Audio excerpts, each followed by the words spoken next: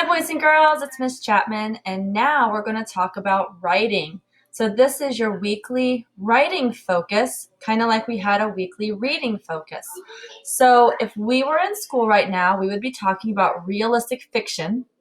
We talked about it a little bit before we were sent home, and we talked about how realistic means it could happen, but it hasn't happened. Okay, so that's what makes it fiction. So you need to be thinking about when you're writing your story, are you going to have animals talking? Would that be realistic? Are you going to have animals wearing clothes? Would that be realistic? So right now, I want you to be thinking about doing some realistic fiction writing.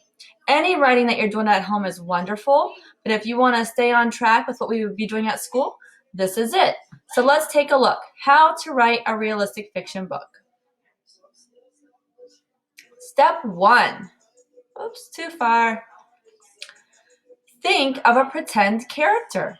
Give the character a name. Now, not your name, a pretend name, because this is not a story about you. This is a made-up story. You need to imagine a place, and you need to imagine the trouble your character gets into.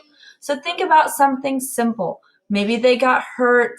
Maybe they lost something. Think about a simple problem. Then, after you think about that, you're going to plan your story. So this is where when you have your paper, and it could be any writing paper, but you want to touch and tell. You want to say the sentences out loud to somebody, and that will help you kind of brainstorm your ideas. This says to sketch across the pages.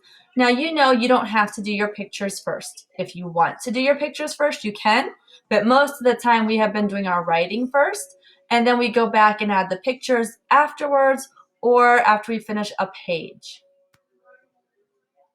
And then you're ready to write. So once you have your character, once you have a simple problem, and you thought of your ideas, you're ready to start writing.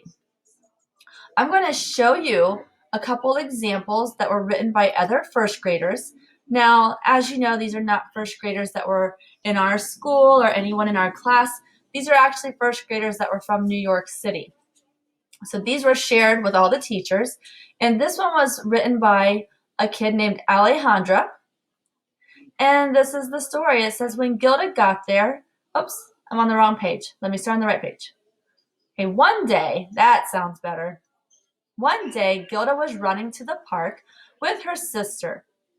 Gilda felt so refreshed in the breeze and in the sunlight. Gilda also liked to smell the flowers. Gilda just loved the park.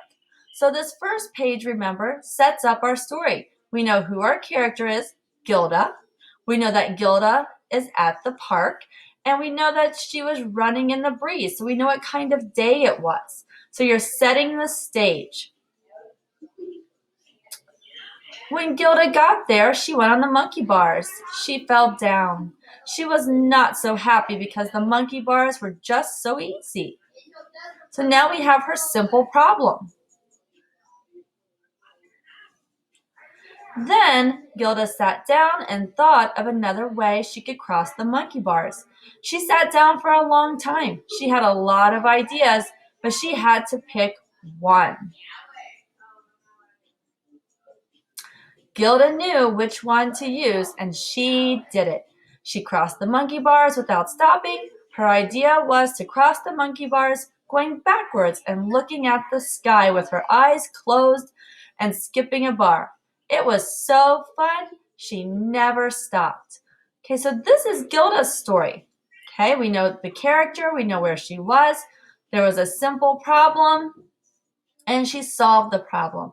Now, this is also realistic fiction. Maybe this has happened to some of you. Okay, so this is something that could happen. A kid could fall off the monkey bars. Okay, so you are ready to start thinking about your story, and you are welcome to share them with me if you start working on one. Maybe you're working on other writing at home. I just wanted to give you a few ideas. All right, boys and girls, I hope you have a wonderful day, and I will see you soon.